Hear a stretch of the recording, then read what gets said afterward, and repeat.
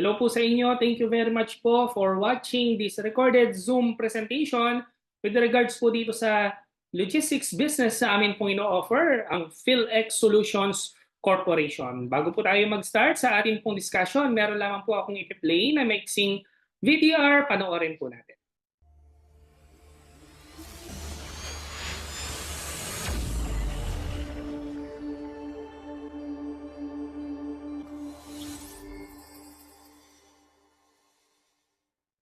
Service Solution, a hassle-free personal and business solution. The core and spirit that drives PhilX Solutions Corporation to the infinite evolution of its platform and services.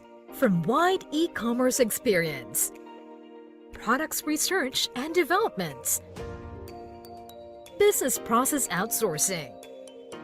PhilX Solutions Corporation's foundation in the business industry, rooted deeply and now ready for its logistics venture. In positioning our services in the industry, our commitment is more than just marketing. Our strength in the BPO experience should take PhilX into the next level of customer experience. More than a fast and reliable delivery, affordable rates, PhilX Customer Service Support Group will provide utmost performance to assure customer experience. Customer-oriented service, one of our core values that will lead us to the goal. In few more years to come, challenging our limits, charging our strengths, while enriching our experiences is what PhilX Solutions Corporation's profound commitment to reach service excellence. By the year 2025, PhilX Solutions Corporation envisions itself as a well-established service provider to individuals and businesses with outstanding credibility and integrity. Service Revolution. Nearby years to come, PhilX Solutions Corporation shall be a trendsetter in the logistics industry. More than taking initiative to be precisioned on business-to-business or business-to-customer transactions, PhilX Solutions Corporation will provide state-of-the-art, a highly revolutionized strategies that will entice the market to have our services be in their daily lives. PhilX Solutions Corporation's Express Logistics Services is just the beginning of our journey. In more years to come, we're committed to pursue our goals and dreams to provide our nation's needs in personal and business solutions. PhilX Solutions Corporations, in the heart of the Filipinos and soon, the world. Kaya, i-PhilX mo na yan! Again po, thank you very much po for watching this recorded Zoom presentation with PhilX. Ako nga po pala si Sam, ako po ang CEO and President of PhilX. And meet our brand ambassador, Miss Sanya Lopez, at marami pa pong mga social media influencers ang ngayon po ay makakasama po natin for our brand promotion. Yan po ang ilan sa mga snapshots ng ating pong mga riders with their uniforms and staffs with their uniforms. Alam niyo po dito sa Pilipinas, meron pong dalawang logistic trend. Ano po, unahin na po natin yung pong conventional, ano po yung alam na natin at nakagawian na natin. Ito po yung nationwide delivery. Sa iba po, next day delivery or depende saan ang galing yung parcel, saan siya pupunta, hindi ka agad nakukuha sa same day, ano po, sa araw na mismong ipinadala or nag-order ang isa pong customer na kailangang ipadala sa isang logistics company. Maaaring tumakbo ng kinabukasan, susunod na araw or after 3 days or 1 week, depende nga po sa pinagmulan saan at kung saan siya pupunta. Kagaya po ni LBC, JRS, JNT, si Flash, ano po, at marami pa pong iba na nasa nationwide delivery. At yung mga nauuso na po ngayon, ito po yung tinatawag na same-day delivery. Kagaya po yan ni Lalamove, ni Grab, ni Foodpanda, na kung saan pagka nagpadala ka ngayon, after few hours or minutes, kung malapit lang, nandun na agad sa padadalahan mo. Ano? At mapapansin niyo po, yung dalawang trend po ng logistics dito po sa Pilipinas, dalawang magkahiwalay po talaga na market po yan at yung mga kumpanya po na nandyan, nakafocus sila o hindi sila nakikialam doon po sa kabilang trend. Halimbawa, si LBC, JRS, JNT, ano po, nationwide delivery po sila, ano po. Mapapansin po ninyo, dyan talaga sila nakafocus, ano po. Wala po silang functionality, walang feature sa kanila pong application or services ng same-day delivery. At kung napansin po ninyo, ano, ganun din yung mga nasa same-day delivery, kagaya ni Foodpanda, ni Grab, ni Lalamove, ni Transportify, diyan lamang po sila yung feature ng kanila pong services. Hindi po sila nagke-cater or walang feature sa kanila yung nationwide delivery. Ano po? Si PhilX, nasaan po ba diyan? Ano po? Originally, si PhilX po, dinesign po natin ito para po sa nationwide delivery sa pangangailangan ng mga nagpapadala ng parcel na normally mga online seller. Kasi kami po, we are an online seller since 2015. Ano po, actually 2011 pa lamang po into selling na po tayo, pero since that time hindi pa uso ang online selling, offline. Ano po, and nung nagkaroon na po ng social media marketing, isa po kami sa mga nagsimula po diyan na mag-take advantage ng marketing strategy ng social media. And mga around 2016 to 2017, mas naparami po namin yung aming pong sales at nangangailangan kami ng serbisyo ng logistics company. So ibinabato po namin yan sa iba't iba pong mga logistics company. Ano po? And primarily, ang yung kulay pula na kumpanya, dyan, nagpapaship po kami dyan as an online seller. At doon po namin nakita yun pong potential ng logistics business. Nagsimula po kami noong 2017, sa maliit na scale lang, Metro Manila area lamang po, nag-hire ng mga riders na binibigyan ng per ride commission, ano po, at nakita po natin dyan yung ganda ng future ng logistics business. Kaya po nung nag-pandemic 2020, ay sinimula na pong i-develop ang system po na PhilX ng PhilX at nairehistro na nga po sa Securities and Exchange Commission si PhilX at nag-operate po tayo, nagsimula po tayo ng July 8, 2021. So mahigit isang taon po yung naging development ng system po natin at nakafocus po yan sa nationwide delivery services po. Ano po. So dahil yun po yung aming pong primary needs that time. Ano po. Pero nung i-develop po natin si PhilX ay iniready na rin po natin ito na makasabay po sa pangangailangan sa same-day delivery. That means po, yung application po natin ng PhilX, hindi lamang po yan nakatutok sa nationwide delivery, kundi may functionality rin po ito ng same-day delivery. At patuloy po yan na i-develop. Ano po? That means, ano po, sa isang application, sa mga user po natin, pwede na nating maserbisyuhan ng nationwide delivery at saka po ng same-day delivery. So, sa dalawang industriya, sa dalawang trend po na ito, pasok po si PhilX and later on makikita po ninyo ano yung advantage po nito in comparison with our competitors na nakafocus lamang sila, yung features nila, yung services nila ay doon lamang sa isang trend lamang. Ano po. So very simple ang ideology ng ating pong services. Ang isang customer mag-download lang siya ng application sa mobile phone niya, mobile device niya, and hassle-free na. Hindi na niya kailangan pa pumila, makipagsiksikan sa isang branch, mag-spend ng time, effort, pera, ano po, pamasahe, para lamang makapagpadala siya. Kundi with using our app na ida-download niya, pwede na siya doon mag-book at rider na natin ang pipick up po sa kanya. Hassle-free service.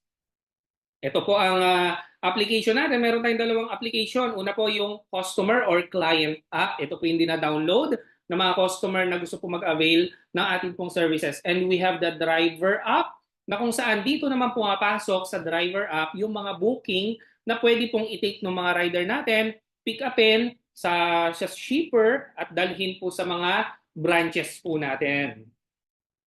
Bigyan ko po kayo ng ilan po sa mga snapshots. Ano po, though maaaring sa pagkakataon na ito, pagka po kayo ay nag-download ng app po natin, ay hindi na po ganyan yung kanya pong interface kasi time to time nag-i-innovate po tayo, ina-upgrade natin yung system para mas maging friendly user po siya.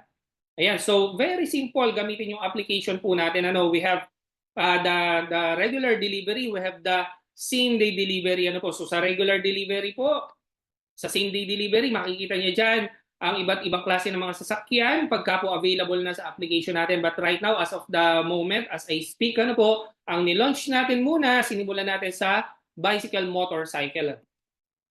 Ayan. And pwede niyang matrack yung mga parcel na kanyang pong ipinadala sa regular nationwide delivery po yan.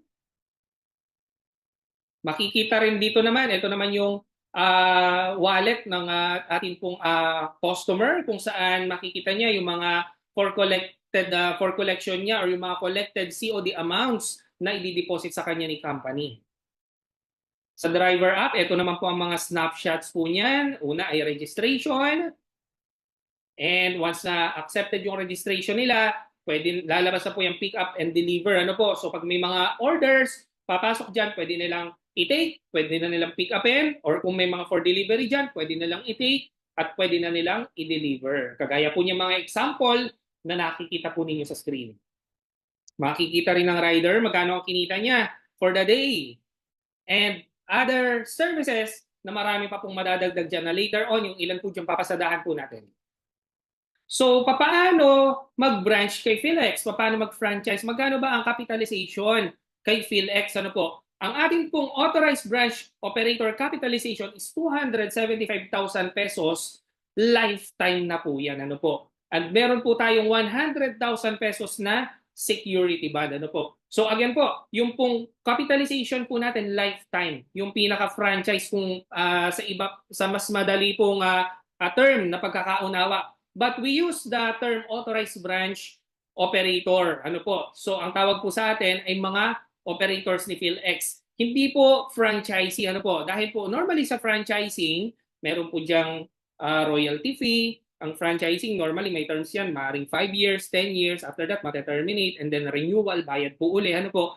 Kay PhilX po, as an authorized branch operator, you are considered as our partner. Ano po? At ang partnership po natin lifetime po yan. And we have branch integrated services, mga karagdagan pa pong mga modes and ways ng mga pagkakakitaan po natin at marami pa pong i-develop soon. Ano po? Lahat po ng mga added services po natin na yan ay included na sa atin pong hub operator package. Para saan naman po yung security band? Ang security band po is fully refundable. If in case, ano po, for whatever reason, whether the reason is valid or invalid, it is fully refundable. Halimbawa po, una, bakit po may security band? Kasi karamihan po ng mga parcels na ipinapadala ngayon ay COD or mayroon pong cash on delivery. Sigurado na nag-order kayo kay Shopee, for example, or Lazada. Ang mga tao ngayon, hindi lang naman Filipinos, ang karamihan ng tao ngayon, gusto nila na makuha mo nila yung parcel bago nila bayaran. So that means, yung mga city operator po natin, may mga collected amounts po kayo. May mga cash collections po na nire-remit sa inyo yung mga riders po natin. So yung security band will serve as security for all the transactions. For example, sample scenario lamang po ito. May isang operator, meron siyang 10 parcel. For example, each parcel is worth 3,000 pesos na COD. So dineliver yun ng rider niya, may collection na 30,000 pesos, iniremit po ngayon sa operator. And for whatever reason, ay biglang nawala sa circulation yung operator. Hindi makontak, as in, for example, ay nawalan ng communication. Siyempre, yun pong mga shipper po natin, yung mga nagpadala, hahanapin na nila eh. Kasi nakita nila sa system, delivered na. So, hihintayin nila na mai-deposit na natin sa kanila yung mga COD amount. Siyempre, hahanapin nila yan. Nasaan na yung mga collected amounts sa 30,000, for example, kailangan ko na yan kasi kailangan ko ng pang-rolyo sa aking negosyo, puhunan sa aking inventory, for whatever reason nawala sa circulation yung isang operator. So doon po huhugutin sa security band na 100,000 pesos, yun pong claims ng ating pong mga shipper. For instance lamang po yun, sample scenario lamang po yan, kaya may security band po tayo to protect our customer, to protect all the transaction, to protect our business. And actually, mababa po itong security band na ito kasi kung susubukan nyo pong alamin sa mga direct competitor po natin, like for example, kay JNT, nagtataasan po 7 digits na po ang mga security bands po nila diyan. Ito lamang po yung minimal na isinet natin for now as of the moment na napapanood po ninyo ito dahil nasa initial stage pa rin po si PhilX. But then again, this is a lifetime engagement. At sa lahat po ng mga added services po natin, soon na madadagdag po sa atin pong mga branches sa ating negosyo, the security band will also function to cover the security of the transactions. Meron nga po tayong na-mention ko, plus branch integrated services.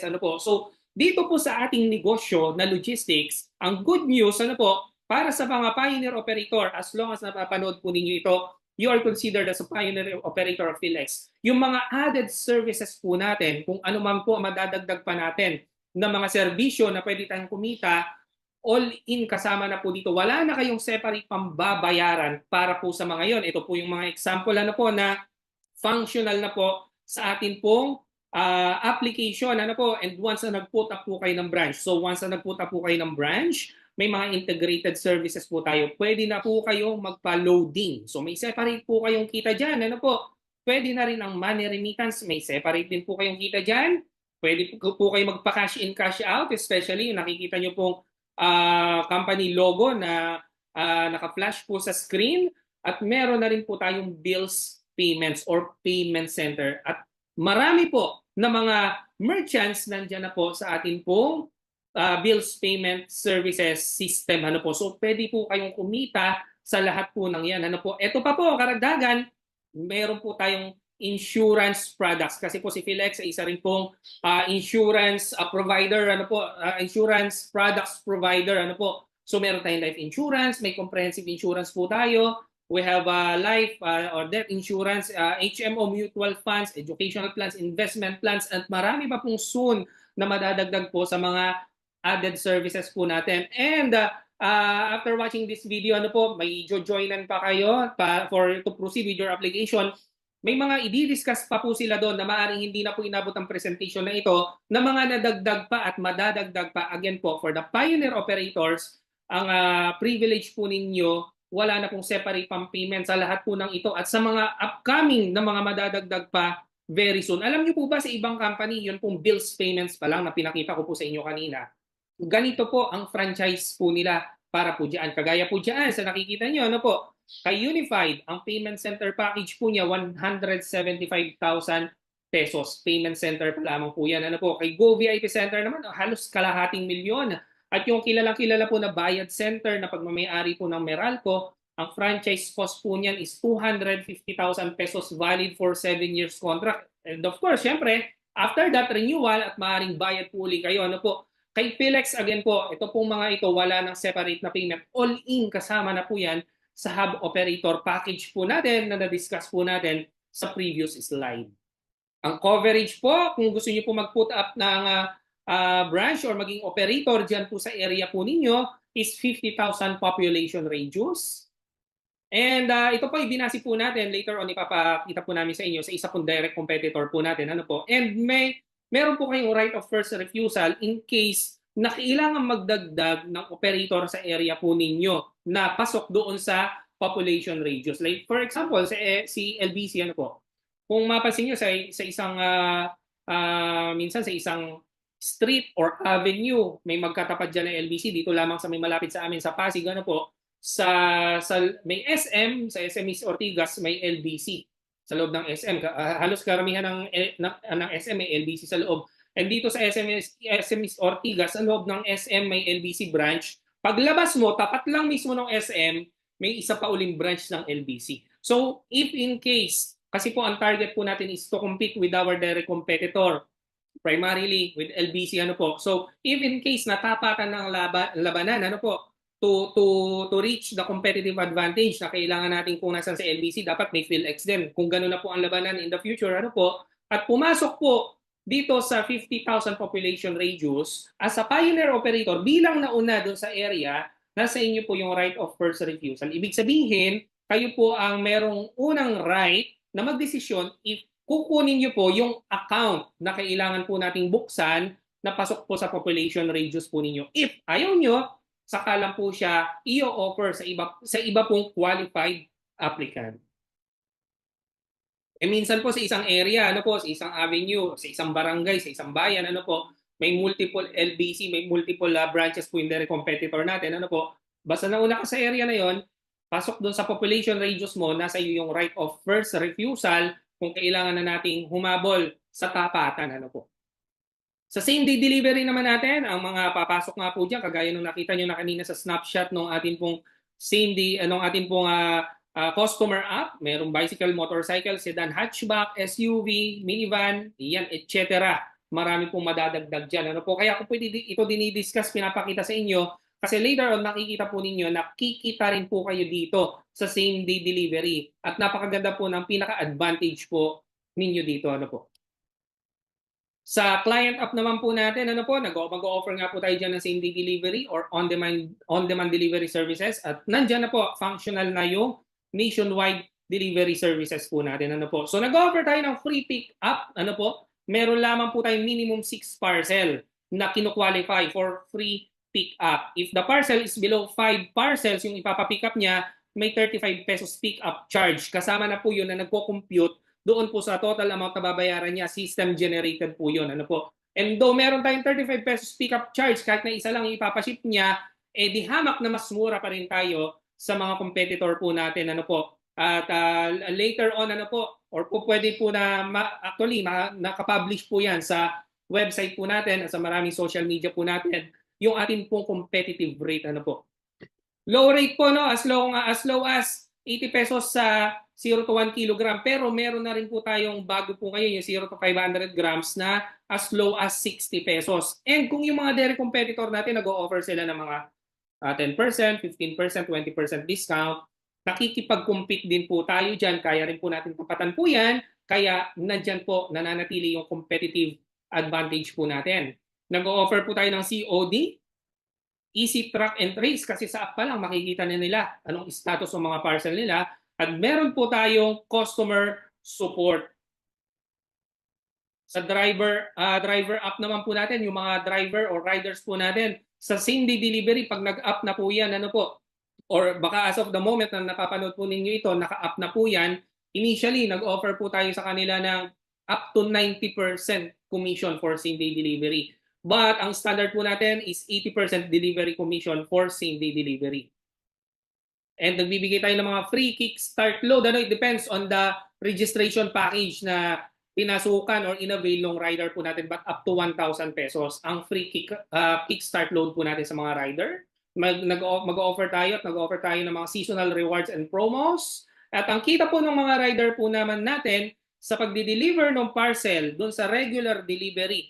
Halimbawa, may mga parcel sa branches po ninyo. Ano po? Kasi ito yung una ko pong na-mention sa same-day delivery po yan. 80% delivery commission po sila. Ano po? But it depends. Ano po? May mga pagkakataon na nagbibigay tayo ng promo up to 90%.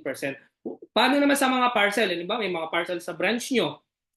O kaya, may mga customer na magpapa-pick up ng parcel. Ang kita po nila doon, 30 pesos per pick up, per piece, and 30 pesos per delivery per piece. Ano po? Pagka po marami yung ipapa-pick up, halimbawa isang online seller, 100 yung parcel na ipapa-pick up, ano po? Ang computation po doon is 5 pesos per parcel for more than 6 items na scheduled for pick up sa isang shipper or sa isang sender. Napakalaki po niyan kung ihahalin tulad po ninyo sa mga direct competitor po natin. To mention out, ano po? Yung dalawang malalaking mga platform, ano po? Si S at si L, ano po? Ang mga rider po na mga nagdi-deliver po dyan, normally ang quota po nila is 50 to 60 parcel minimum. Ano po? Pero ang bitbit po nila normally 100 parcel pataas yung bitbit po nila. Kung yun po ay kukumputin po ninyo, ang binibigay po sa kanila is arawan na sweldo, gasoline allowance, motorcycle allowance, tapos incentive. Normally ang incentive is 10 pesos per parcel in excess of the minimum quota na 50 or 60. It depends doon sa hub. Ano po, normally, ang karamihan na quota po is 80 pataas ang quota. So kung kukumputin po ninyo yun, ano po, yung kinikita po nila sa buong maghapon, ano po, i-divide po doon sa parcel na quota na kailangan nilang i-deliver, ang allotted lamang po sa kanila per piece is around 10 to 12 pesos. Minsan bumabagsak pa yan ng 8 pesos. So sa atin po, napakalaki ng allotment natin para sa mga rider. Ibig sabihin, halimbawa, kung may 50 lang siya, kung may 50 siyang parcel na pwedeng i-deliver, times 30 pesos, 1,500 po kaagad yun. Kung sa 100 naman i-deliver niya, 3,000 pesos po yun. Compare doon sa kabila na mga na-mention ko kanina, arawan, allowances, baka umabot lang po siya doon ng mga sa 100 parcel, maring umabot lang siya ng 1,200 pesos. Sa atin po, more than that, almost triple yung allotted budget po natin para sa mga rider. Ano po? Kaya sigurado po na magugustuhan ito ng mga magiging rider sa area po ninyo. Maring hindi lang nila ma-appreciate pa sa una kasi kung magsisimula kayo ng branch yan, magsisimula yan sa low volume. Sa pinakamababang volume, ano po, hanggang sa unti-unti siyang dumami. At doon po nila mararamdaman yung ganda ng offer na kita po natin. Kaya later on, meron po kami mga i-discuss po sa inyo ng mga strategy how to find the right delivery rider partner po ninyo. Ano po? So, papaano ang proseso ng atin pong delivery? Yung delivery chain na tinatawag. Ang delivery chain po natin is moving up, papunta po sa taas. Ano po? Ito po ang latest na mga ini-implement na po, lalo na po sa mga progressive country pagdating po sa franchise business model ng logistics. Ito pong moving up. Kasi ang conventional is moving down dahil karamihan po ng mga logistics company-owned operation. Ano po? So, sa franchising po is moving up po yung movement po natin. Paano po yon? Halimbawa, may isang magpapadala ng parcel or yung sender. So, magbubook siya sa app po natin. Papasok po yung booking sa rider or driver app. So, si rider po ngayon or driver, kukunin niya po doon sa sender, doon sa magpapadala. And then, lahat po nang na-collect niya, ano po, so hindi naman yung pag pinick up niya, dadalhin niya kaagad sa inyo. Hindi po yun. Pwede po niya yung ipunin muna, tatahiin niya yung ruta niya, iikutan niya, and then saka po niya lahat ng na-pick up niya on cut-off time, ano po, na ating pong ituturo sa kanila, amin pong i-orient sa kanila, i-forward po nila sa branch po ninyo. Okay? So lahat po ngayon ng naipon sa branch po ninyo ng mga parcel ay i-forward po ninyo sa provincial or district operator. Halimbawa po kayo ay nasa Cebu for example. Kung kayo halimbawa ay nasa Minglanilla for example, ang provincial hub po diyan nasa Cebu City. So lahat po ng naipon sa branch po ninyo, dadalhin niyo po sa provincial operator. Again po, moving up, kayo po yung magpo-forward sa provincial operator. Lahat naman po ng naipon sa provincial hub, i-forward po yon ng provincial hub or district hub operator sa regional or sa regional operator, regional or DC or distribution center. So, yan po yung tatlo pong movements ng mga parcel po natin from branch going to the provincial hub and from provincial hub to the regional hub.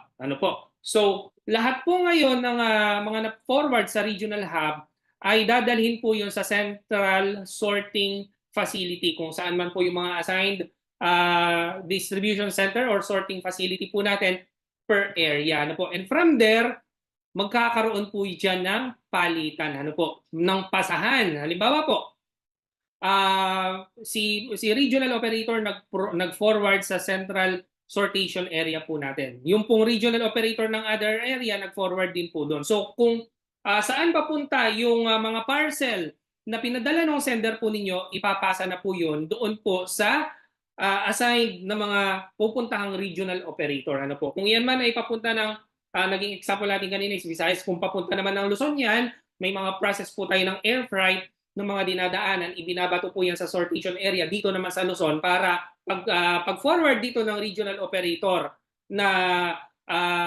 sa kanya mapupunta yung parcel from the sender, i-hand over naman namin po sa kanya.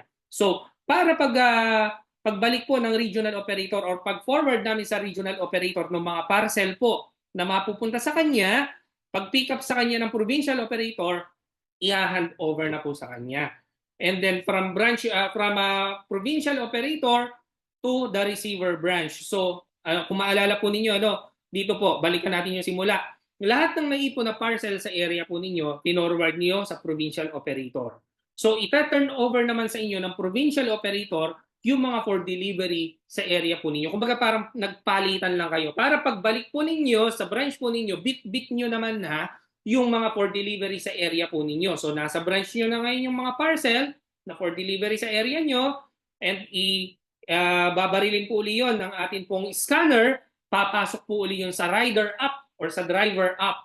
And then, pag tinake po yun ng rider doon sa destination area, pwede na niyang i-deliver sa receiver. So, ganun lamang po yun, from the sender, pinasa po sa tatlo pong chain po natin, and nagkaroon ng palitan, napunta po sa pupuntahang region, province, municipality, or city, in-scan, papasok ulit sa driver app, and then i-deliver na sa receiver. Yung RTS naman na tinatawag or yung return to sender, ito po yung mga halimbawa na bogus buyer siya, ano po, hindi ni-receive o lumipat o for whatever reason, hindi ma-deliver yung parcel. Kung ano po yung naging process ng kasahan po ng papunta, ganun lang din naman po yung pabalik. Ito naman po yung conservative sales projection natin. Magkano naman ang pwede nyo pong kitain pagdating po sa negosyo po ng logistics. Ito pong i-discuss ko sa inyo, yung primary business po natin, yung logistics. Yung added services po natin, ano po, may separate discussion na lamang po para dyan, ano po, mauunawaan po ninyo paano po kayo pwedeng kumita sa added services po natin at yung iba pa na maaring nadagdag na malalaman po ninyo yon pag umattend po kayo ng pre-boarding po natin. Mamaya po sa bandang dulo ng presentation na ito ay magbibigay po ako sa inyo ng very short instruction para ma-proceed yung application po ninyo. Ang conservative sales projection po natin, ibinase po natin sa volume po ng mga direct competitor po natin, especially si LBC. Si LBC po normally sa isang bayan, may isa hanggang 3 branches po yan. Sa mga syudad, sa mga cities, may 2 hanggang 5 branches po dyan si LBC normally. Ano po. At sa mga highly urbanized city, normally po, meron pong more or less 10 branches si LBC po dyan. At alam niyo po ba, ano po, kada isang branch po ni LBC per day, meron po yung average 2 to 3,000 inbound and outbound parcel per day. Ano po? Inbound, ito po yung diniscuss ko kanina sa chain, yung papunta, ano po, ng mga parcel. So, inbound po yun. Pagka po galing sa sender, inbound. Pagka po i-deliver na sa receiver, outbound na po yun. Ano po, yan po yung mga terminologies na ginagamit po natin and during the training, mas matututunan po ninyo yan. Ano po. Again po, sa isa pong LBC branches normally, may 2 to 3,000 inbound and outbound parcels per day. Plus, nandyan pa po na mga data na hindi na po natin isinama po dito. Yun pong volume ni JRS, may JNT pa, may Togo pa, may Ninja Van, may AP Cargo, may DHL, and many more. Si Flash, ano po, isa na rin po sa mga namamayagpag na rin po ngayon. May napakagandang ano po tayo dyan, ha? Good news with Flash, ano po, kung kayo po ay nakasubaybay sa amin po mga postings sa amin pong official page, ano po, and possible later on sa pre-boarding, i-discuss na lamang po namin yan sa inyo. Pero dito po muna tayo sa conservative sales projection po natin. Ano po. Ayan. So, ang atin pong feasible volume target per day is 1,000 parcel. Ano po. Dahil nandyan na yung market, kukudlit na lang tayo or kukurot na lang tayo ng market share. Ano po. And ang target natin, of course, in the future, hindi lang kumurot, kundi talagang tayo ay humakot ng mga customers na magtitiwala at magiging suki ni PhilX. Ano po. So dito muna tayo magbase sa feasible volume na 1,000 parcels per day. Pero ito pong ipapakita ko po sa inyo ano po, na mga susunod po mga figures, mas niliitan pa po muna natin para mas makita po ninyo yung potential talaga ng negosyo pong ito. Ito pong sample competition na ibibigay ko po sa inyo ay base po sa inter-region rate po natin. Ibig sabihin po ng inter-region, ano po, pagka po yung parcel ay pinadala sa inyo at papunta siya sa ibang region. So, ito po yung rate po natin. Ano, pagka po inter-region or outside your region ang punta ng parcel. Ang kita po ninyo dyan, 20%, ano po, and later on, magiging malinaw po sa inyo yung computation dahil after VAT po yan sa riders commission, ano po. So, si sender branch, ang kita nyo po dyan, pag inter-region, ang punta ng parcel, 20%. Si sender district or provincial operator, ang kita naman niya dyan ay 6%. Si regional operator naman or distribution center, ang kita naman po niya dyan ay 5%. Yung pupuntahan naman, yung receiver, kung saan i-deliver naman yung parcel, yung mga sender, yan po yung dinaanan ng papunta. Ano po? Yun naman pupuntahan na region, ano po? Magkano naman ang kita po ng mga dadaanan po diyan, the delivery chain. Si regional hub na magre-receive po ng parcel na yon, 5% ang kita niya. Si district or provincial operator, 6% po ang kita niya. And si receiver branch, 6% din po yung kita po niya. Mamaya po, ipapaliwanag po natin ano po, yung mga distribution po na yan para mas maunawaan po ninyo. So sa inter-region po natin ibinase yun pong computation na ipapakita ko po sa inyo. Bakit po sa interregion po ako nagbase? Kasi yan po yung pinakamaliit na percentage ng profit sharing po natin. That means yung within a region, within province, mas malalaki pa po yun. So doon na lang po tayo bumase sa pinakamaliit na percentage. Mamaya papakita ko po sa inyo yung percentages ng iba't iba pong destinations. Ano po? So let's say for example, ano po, magbase po tayo sa 1 kilogram saka po sa 7 kilogram combined. Ano po? Ang computation po na ito, ang pinagbasihan po natin is what if meron pong nagpadala sa inyo ng mga parcel and 70% ng ipinadala sa inyo magagaan. 30% may kabigatan. Kasi ganun po yung average ng mga parcel na ipinapadala po dito sa industriya po natin ng small parcel delivery or express logistics. 70-30. 70% magagaan po yan, puro pouch yan normally. 30% yan po yung medyo boxes na up to bulky sizes na po yan. Ano po. So nagbase lang tayo muna dito. Ano po? What if meron po nagpadala ng 70% magagaan and 30% may kabigatan? Ano po? And ang binasi po natin ito sa 100 parcel. Ayan po. Branch operator earnings average 100 parcel. So again po, 70 pieces magaan, 30 pieces may kabigatan. Ano po? Again po yung magagaan, yan po yung kinwalify natin, yung 1 to 5 kilograms. Yan po yung karaniwan na ipinapadala sa atin. Mas marami po yun na mga ganun po ang timbangan. Ano po? And then yung 30% from 6 kilogram pataas up to 50 kilogram. Parang balikbayan boxes yung laki. Ano po? Nung mga bulky sizes. Yung iba po, mas malalaki pa doon or CBM computation na kung tawagin. Ano po? And may separate rates po tayong in-offer para po doon. Ano po? But then dito muna tayo mag-base sa 1 kilogram muna and 7 kilogram. So kung meron pong 100 inbound parcel, 70% magagaan, 30% may kabigatan, ano po, sa 20% inbound percentage. Yan po pala yung mga naliles po doon ano po sa na-mention ko kanina na after VAT and Riders Commission. Sa 90 pesos, 1 kilogram interregion rate po natin. After VAT, magiging 80.36 na lang po yun. Ang Riders Commission, again, ano po, kung maalala nyo kanina, ang komisyon ng rider na magdi-deliver, 30 pesos.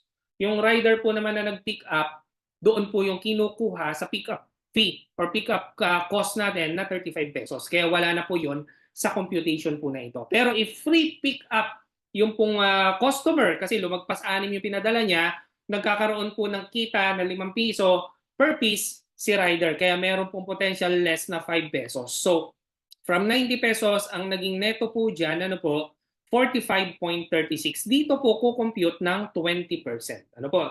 Dito naman sa 7 kilogram, ganun lang din po. At dito po kukompute ng 20%. So, 70 parcel at 1 kilogram interregion rate 90 pesos, 20% po noon, ito po ang kita po ninyo. Sa 30% naman na 70 kilogram, 7 kilogram, 30 pieces, ano po, ito naman po yung kita po ninyo. On an average, ano po, pwede po tayong kumita ng 3,585.78 per day ng operation po natin. In 26 days, that is a potential of 121,199.36. Again po, ibinasi po na lang natin ito dun sa 10% ng feasible target market share po natin, yung 1,000 inbound parcel. Kaya-kaya po yun eh. Pero hindi po tayo doon nagbase sa 10% na lang po noon or sa 100 inbound parcel. Gaano po ba kadali na magkaroon po ng 100 inbound parcel? Number 1 po, ay pag-o-offer ng atin pong VIP accounts o yung atin pong special rate sa mga online sellers. Ano po? Pero syempre, mga online seller yan, bibigyan natin sila ng target para ma-hit nila yung mga special discounts na ibinibigay po natin sa kanila. Kaya nga VIP account kung tawagin po yan. Ano po? So let's say for example, may 10 online seller na lang ano po, na kayang magpadala sa inyo ng 10 parcel on a daily basis, kayang-kaya pong ma-hit ang 100 inbound parcel. Sa 10 pa lang na online seller yon. Sa isang barangay, hindi lang 10 ang online seller dyan. Paano pa sa isang buong bayan na target market mo? At normally ngayon, ang mga online seller, hindi lang yan kaunti magpadala. Ang dami pong mga malalakas na online seller. May mga operators nga po tayo na Sa isang customer lang, kung magpadala 700, thousands of parcels, ano po. So, mas marami sa 10, mas maganda para ma-achieve itong initial target na 100 inbound parcels, ano po. And ayan po, ano, sa mga provincial operator naman po natin, ano po, kung may bakante pa na mga areas na naghahanap tayo ng provincial operator, ano po, ang kita naman po, kung mapansin nyo kanina, ang pinakamataas ng distribution percentage po natin, nandoon po sa, ayan, sa pinanggalingan na branch. Bakit po pala pinakamataas na profit share nakaalat doon sa sender branch? Kasi doon po nang galing ang karamihan po ng operational expenses. Doon po nagmula yung pouch na ginamit for packaging noon, kung gumamit ng tape, yung sticker na pinrint sa waybill, doon po nang galing yon. So nasa unang step yung pinagmumula ng operational expense ng mga parcels po natin. Kaya doon po natin inialat yung pinakamataas na percentage. Yung mga dadaanan po, wala namang gagamitin na dyan na pouch eh. Forwarding na lang po talaga yan. At yung receiver branch, ganun din po. Wala nang gagawin dyan, kundi ipapasa na lang sa rider at i-deliver po ni rider. Ayan. So balikan po natin yung kanina. Ano po? So mababa man yung percentage po nung nakatapat sa mga higher operator po natin. Pero ang ideology po kasi nito is yung multiplication. Kung mas marami naman kayong branches under you, nagmu-multiply yung potential earnings po ninyo. Kaya kahit na 6% po yun, ano po, yung nakatapat po doon sa inter-region rate po natin, ano po, pagka provincial or district operator, let's say for example na lang, meron kang 5 branch na ganun yung performance sa 100 inbound parcel kanina, ano po. So may potential earnings ka naman na 279,000 pesos. Si regional operator naman, meron pong mas mataas sa potential earnings kasi syempre buong region yung hawak niya, kung gaano kadami yung branches doon, dumadaan lahat pong sa kanya yon. Kaya mas mataas yung kanya rin pong potential earning kahit na mas mababa yung percentage na nakatapat po sa kanya. Ano po ba yung mga factors na nakakaapekto sa kita po natin? Una po, pouch size. So mas malaking pouch, mas malaki po yung charges po doon. Kaya po yung pinakita ko po kanina na sample computation, sa 1 kilogram pouch lang po tayo nagbase. Eh, hindi naman po yan puro 1 kilogram pouch. May 2 kilo dyan, may 3 kilo dyan, may 4 kilo, may 5 kilo dyan.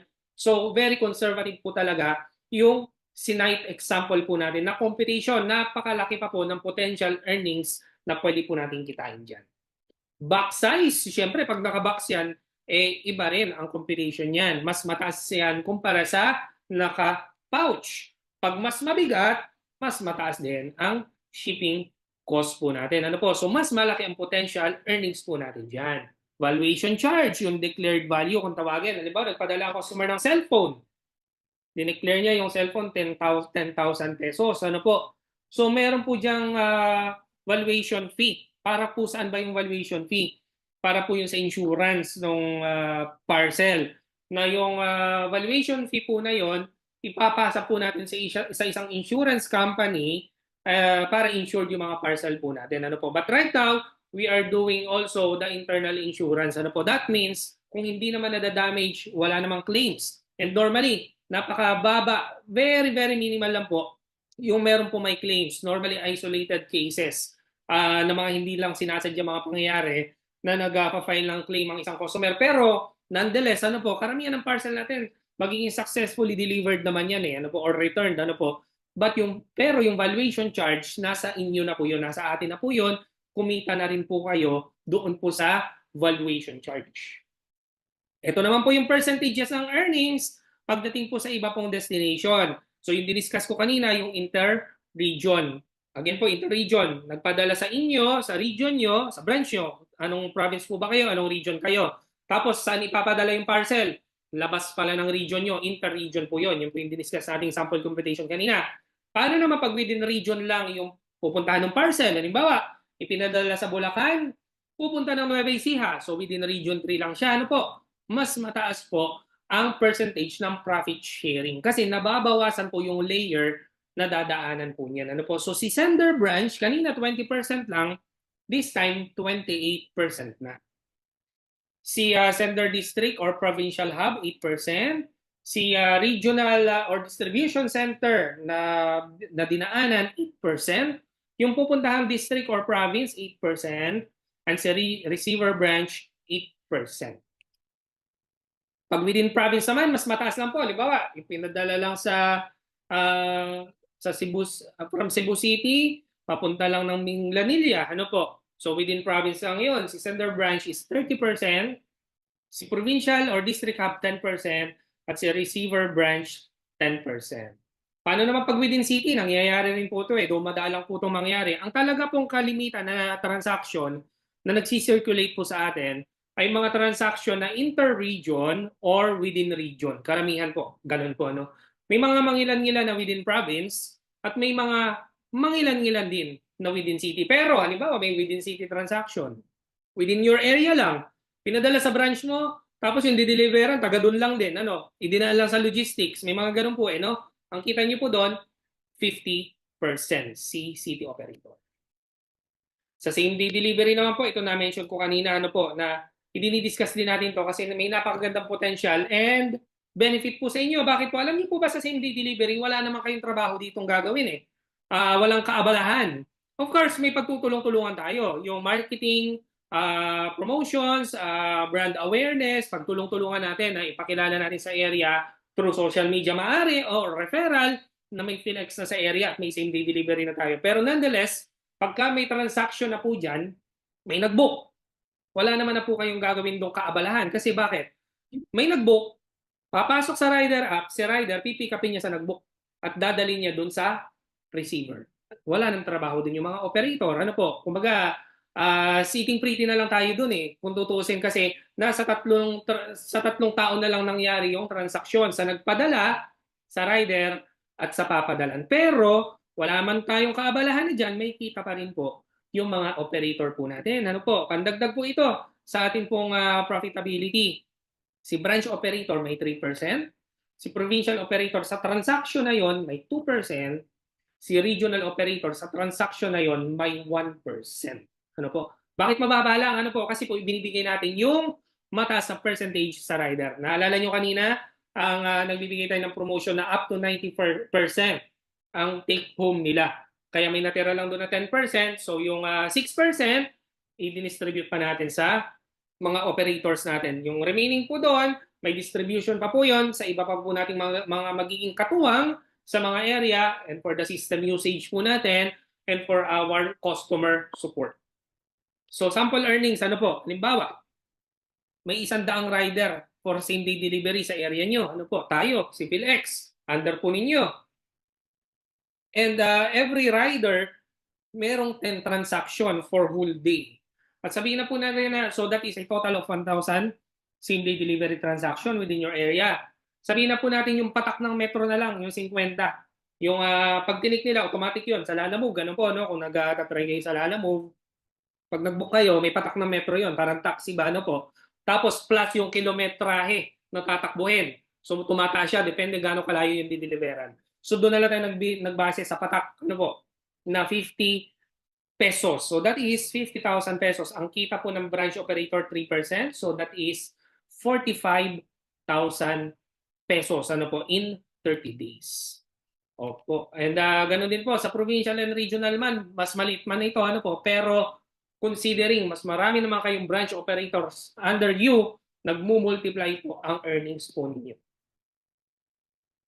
So, paano maging branch operator or paano maging city operator? Paano mag-apply sa PhilX para makapag-put up ako ng branch sa aking area? Kung bakante pa ang area po ninyo. Ano po?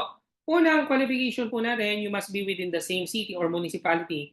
Unang qualification po yun na nandun kayo. Kung nasaan po yung area na gusto po ninyong kuhanin. Bakit po?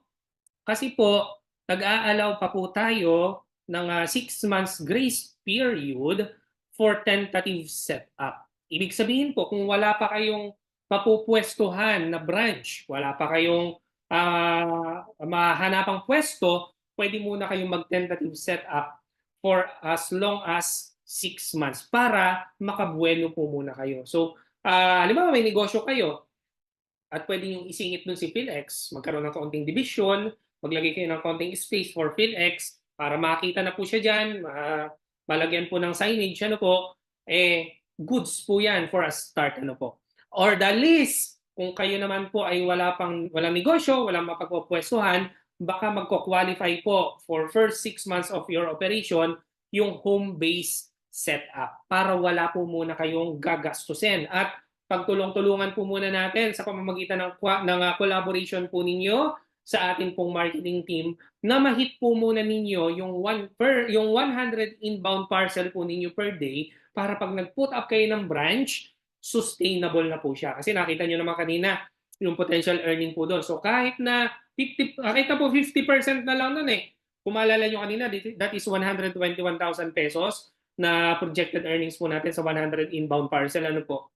Kahit na 50% na lang nun na sale ang mahit mo, that is around 60,000 pesos profit. Kung meron kang pupwestuhan na branch, irarentahan mo ng 15,000, may pasusweldohin ka na 10,000 na, 15,000 na isang tao, so 30,000. Sabihin na natin yung utilities expenses mo, sa 10,000 mo na ipasok, ano?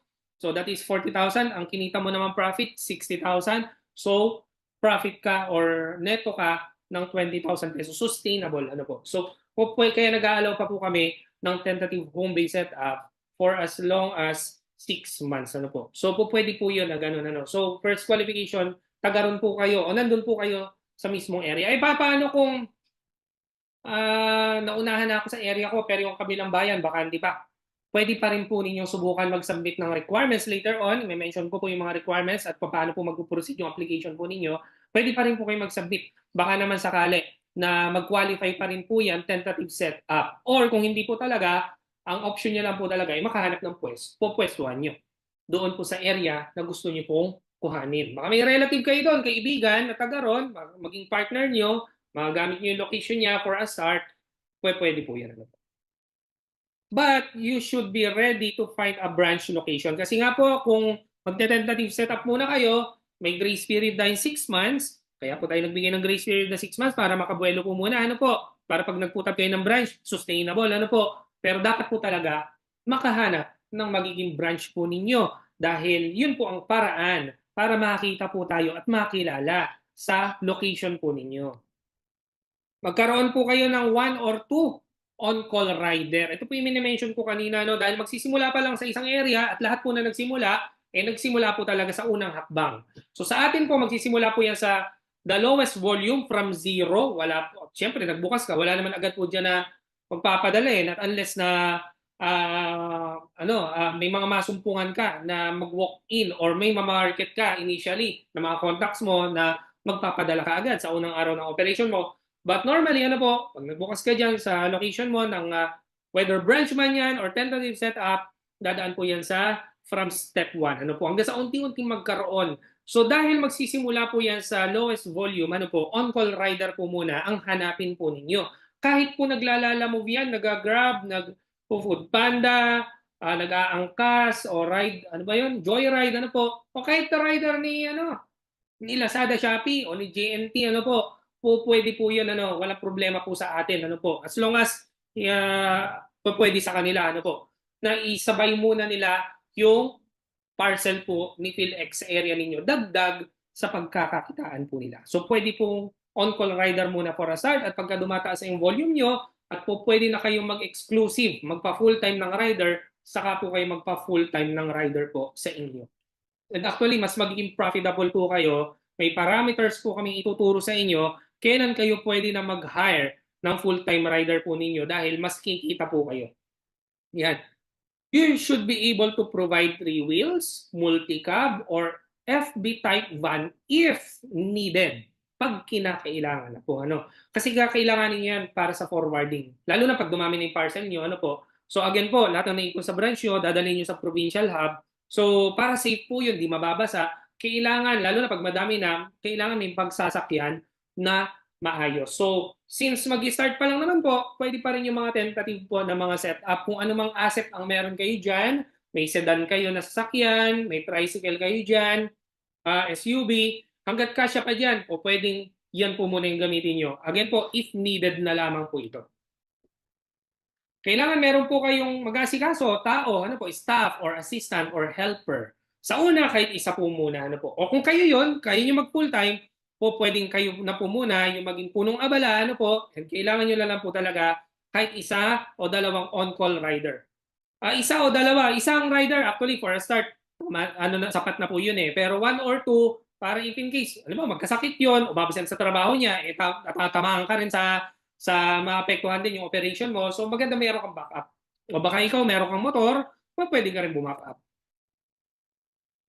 Provincial or district operators qualification naman po, you must be within the capital city of your province or district. Kasi dyan po ngayon dalahan eh. Lahat ng branch na nasasakupan mo sa idadalhin. So dapat nasa gitna kanila po. Kung may bakante pa sa mga provinces And ipoprovide po ninyo hindi branch. Ang ipoprovide po ninyo soon pag lumakas na sortation area kung saan po yung dalahan ng mga parcel. So hindi po necessarily branch. Pwede po yan ng mga parang lang po, studio type na area na pag nagdala doon, pwedeng masort na doon, o pag lumaki na warehouse, ang kakailanganin nyo po diyan na mai-provide po.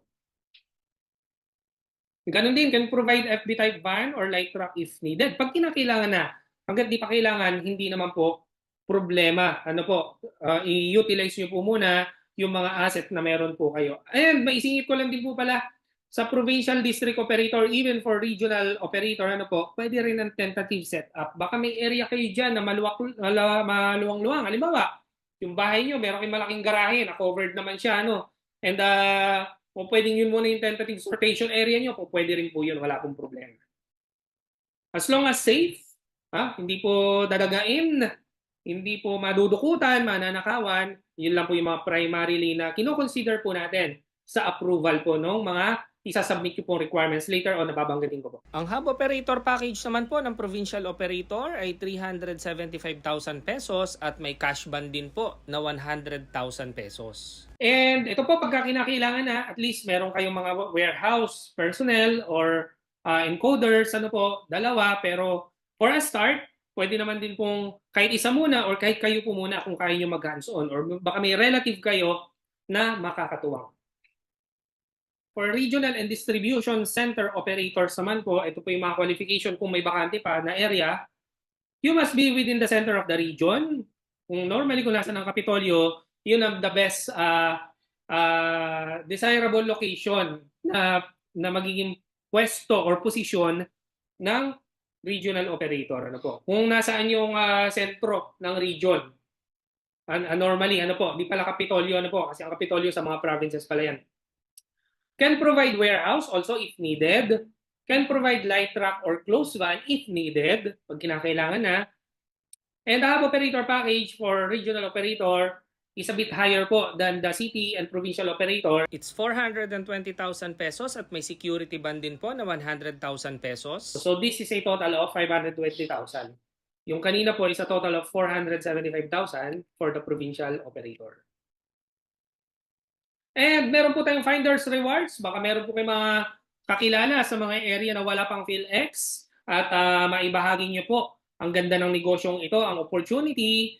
So pag may na-refer po kayo sa amin and nag-proceed po yon, meron po kayong 10,000 pesos referral reward. Ang target po natin up to 2026, mahabol yung mga malalaking direct competitor po natin, especially yung pula, with close to 2,000 branches nationwide. Bakit po ganun yung target natin? Ito po, isa pong direct competitor natin, si GRS, for 61 years of their operation. Pero ito po ay nung 2023 pa yata itong screenshot na ito kung di ako nagkakamali. So more than 60 years of operation po ni GRS. Meron po siyang 465 branches nationwide.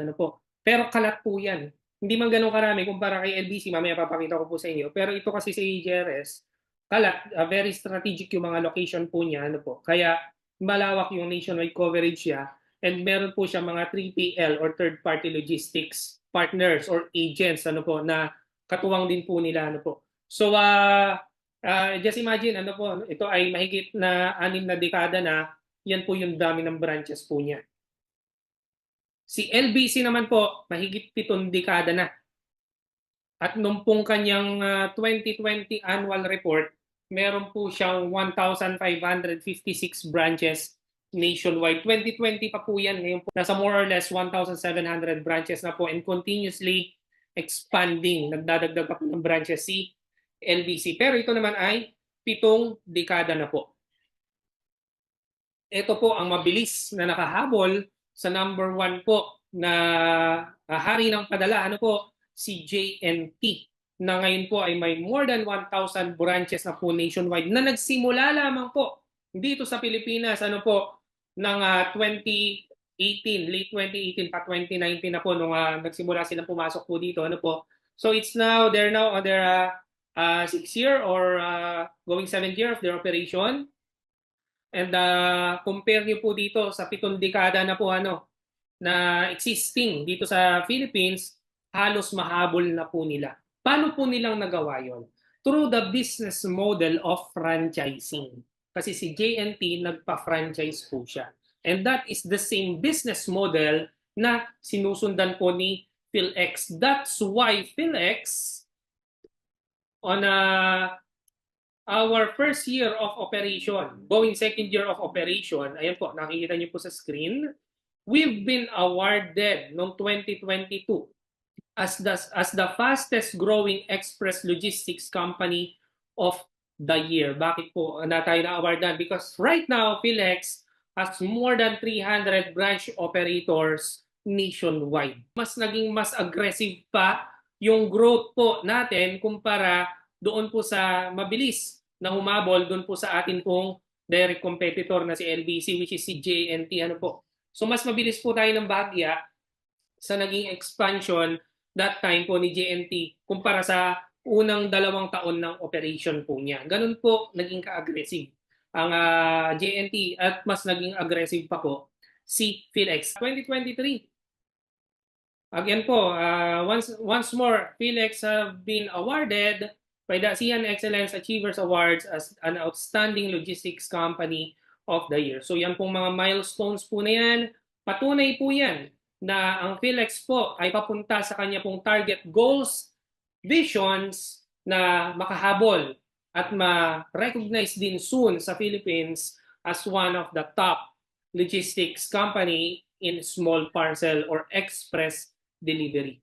So sa mga gusto po magpunta pala ng branch, ganyan po yung mga itsura po niyan. Later on na lang siguro, di-discuss po namin sa pre-boarding, saka yung mga added services na hindi ko na po naisama dito kasi I'm very sure na sa dami po ng mga naka-line up, may mga nadagdag uling mga bago. So maka-attend po kayo ng atin pong pre-boarding.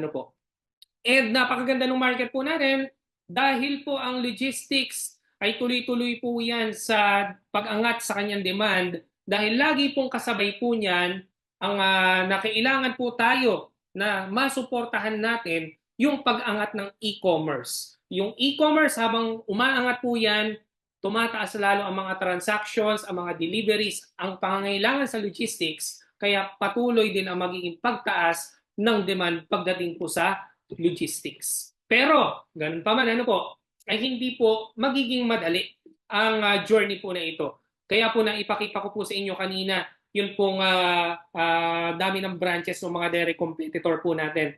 Ito pong mga ito ng mga nagsisimula po yan, hindi naman po ko din kaagad yan na kilala at pumutok. It took them decades bago po sila pumutok or nakilala or naging very profitable sa market po.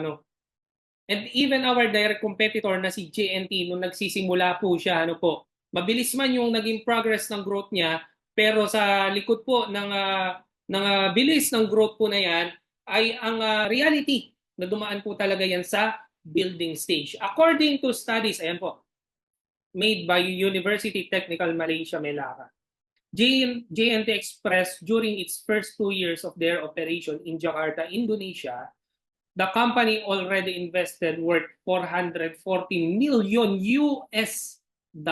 and they needed to sell more shares or raise funds of another 18 million. Ito po ay magpapakita ng data po sa inyo na sa industriya po na ito may dadaanan po ito na stage of growth and development. And si PhilX po nasa 3 taon ng operation po nito. Papasok po sa 4th year of operation. So yung mga direct competitor po natin up to now na ito pong number 1 na mabilis na humabol up to now po, they are still in the stage of growing. Nagpapalaki pa rin po sila and they are continuously infusing funds. Ano po? Pero sa ngayon po, ay nakikita naman natin kung gaano na sila tinatangkilik ng tao and they're very profitable. Ano po? Kaya po ganito kalaki ang naging puhunan, inilabas na pera ng JNT nung nagsisimula po siya. Kasi ito para ma-realize po ninyo, no? Kung na-observe niyo po sa area niyo, noong mga way back 2020, ano po, before pandemic, 2019, nung nagsimula po si JNT, nagkuha agad siya ng mga malalaking at magaganda mga pwesto. Pantapat talaga kay LBC. Fully air condition, ang ganda. Hindi lang isang staff ang makikita mo doon. May 2, may 3, may 4, may 5. Pero nilalangaw siya. Walang customer. Ang lamig ng surrounding kung magpapadala ka sa kanya. Bakit? Hindi pa siya tinatangkilik. Pero in-embrace po nila yung stage po na yon. Just imagine po, no, walang parcel o kakaunti ang parcel pero ang taas ng operational expenses. So nakita na po namin yan ano po, nung nagsisimula po si JNT. That's why we decided po no, na hindi muna gawing mandatory sa mga operators ni PhilX na mag-put up agad ng branch. Pwede kayong mag-tentative setup muna. Kasi gusto po muna namin na maiwasan ninyo ito pong stage, yung pong stage na dinaanan ni JNT nung nagsisimula po siya, na kung saan nangailangan talaga siya ng magpalabas ng pera para lang masustain niya yung operation. Kasi nagpwesto agad siya ng mga branches. So, pagtulong-tulungan muna natin. Kung meron kayong magagamit na pwesto, mas maganda po yan. Ano po? Kung wala pa, pwede muna ang tentative home base set up for the meantime. I-hit muna natin yung pinakita ko kanina na initial 100 inbound targets, magkaroon ng profitability para pag nag-put up kayo ng branch, magkaroon po ng sustainability. Pero ito po ay pinapakita namin kasi this is the reality na dinaanan ng mga direct competitor po natin bago pa man yung tagumpay na nakikita po natin ngayon sa kanila. Na dapat po nating maunawaan na as part of the